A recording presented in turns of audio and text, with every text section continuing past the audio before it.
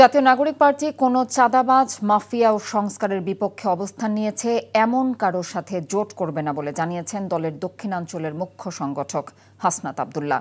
তবে যারা সংস্কারের পক্ষে তারা যদি এনসিপির সাথে জোট করতে চায় তাহলে তাদের জন্য দরজা উন্মুক্ত রয়েছে। গতকাল রাঙামাটির অধ্যাপক কুমার সুমিত রায় জিমনেশিয়ামে ৩ পার্বত্য জেলার এনসিপি নেতাকর্মীদের সাথে সমন্বয় সভায় এসব কথা বলেন তিনি। বলেন, এনসিপি যেসব সিদ্ধান্ত নিয়েছে সব রাজনৈতিক দলকে সেখানে আসতে হয়েছে।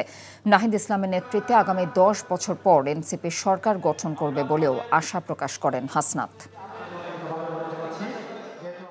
আমরা কোনো চাঁদাবাজ, কোনো মাফিয়া যারা সংস্কারের বিপক্ষে অবস্থান নিয়েছে, জুলাইয়ের বিপক্ষে অবস্থান নিয়েছে, আমরা তাদের সাথে কোনো জোট করব না।